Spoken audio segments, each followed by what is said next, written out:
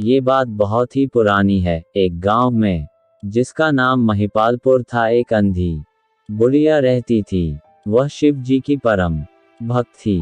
आंखों से भले ही दिखाई नहीं देता था, परंतु वह सुबह शाम शिव जी की बंदगी में मग्न रहती।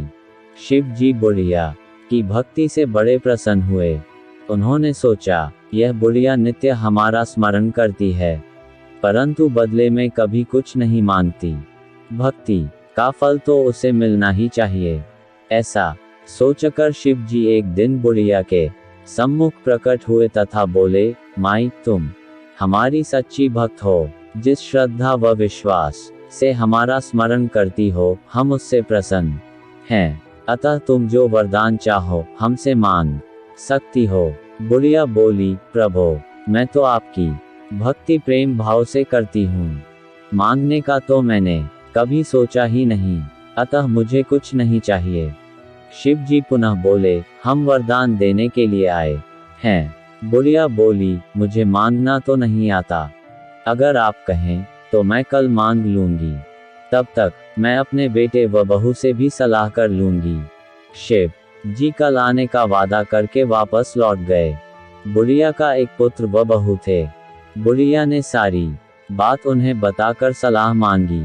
बेटा बोला, माँ, तुम शिव जी से ढेर सारा पैसा मांग लो, हमारी गरीबी दूर हो जाएगी, सब सुख चैन से रहेंगे।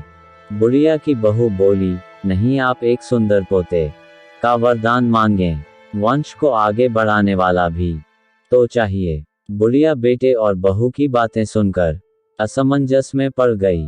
उसने सोचा, यह दोनों तो अपने अपने मतलब की बातें कर रहे हैं। बुढ़िया ने पड़ोसियों से सलाह लेने का मन बनाया। पड़ोसन भी नेक दिल थी। उसने बुढ़िया को समझाया कि तुम्हारी सारी जिंदगी दुखों में कटी है, अब जो थोड़ा जीवन बचा है वह तो सुख से व्यतीत हो जाए। धन अथवा पोते का तुम क्या करोगी? अगर तुम्हारी आंखें ही नहीं हैं, तो यह संसारिक वस्तुएं तुम्हारे लिए व्यर्थ हैं। अतः तुम अपने लिए दोनों आंखें मांग लो। बुढ़िया घर लौट आए। बुढ़िया और भी सोच में पड़ गई। उसने सोचा, कुछ ऐसा मांग लूं जिससे मेरा, बहू व बेटे सबका भला हो, बट ऐसा क्या हो सकता है? बुढ़िया कभी कुछ मांगने का मन बनाती तो कभी कुछ, परंतु कुछ भी निर्धारित न कर सकी।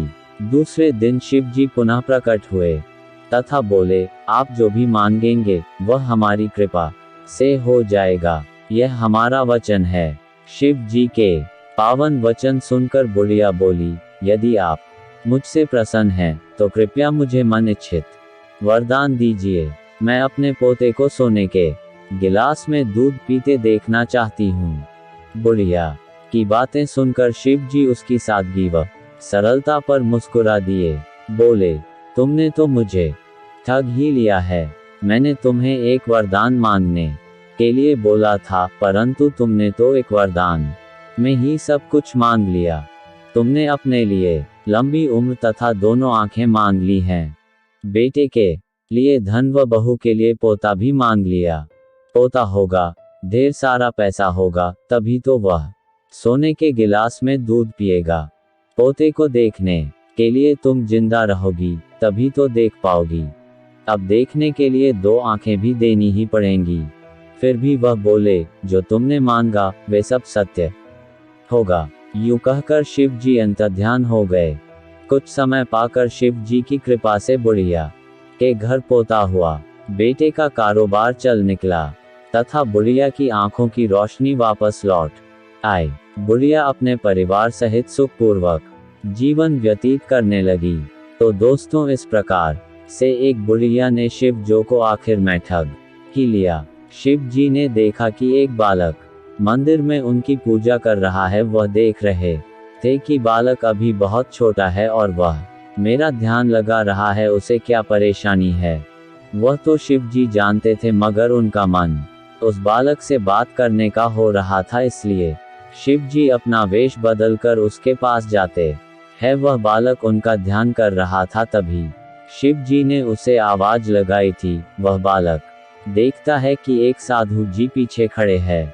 वह साधु जी कहते हैं कि तुम मुझे बुला रहे हो। बालक कहता है कि मैं तो शिव जी को बुला रहा था मगर वह अभी तक नहीं आए हैं। यह सुनकर साधु जी कहते हैं कि तुम्हें क्या परेशानी है। वह बालक कहता है कि मेरी माता की तबीयत बहुत खराब है, वह ठीक नहीं हो रही है। मैं शिव जी से यही कह रहा था कि उनकी तबीयत को ठीक कर दो मगर वह तो मेरे सामने नहीं आ रहे हैं। मैंने तो सुना है कि पूजा करने से सब कुछ हो सकता है, वह मेरी माता को ठीक कर सकते हैं। उस बालक की बातें सुनकर शिव जी प्रसन्न होते हैं क्योंकि उन्हें पता है कि वह बालक सच कह रहा है। शिव जी कहते हैं कि तुम्हें घर जाना चाहिए, तुम्हारी माता ठीक हो गई है। यह सुनकर बालक खुश हो जाता है। वह कहता है कि शिव जी ने मेरी माता को ठीक कर दिया है।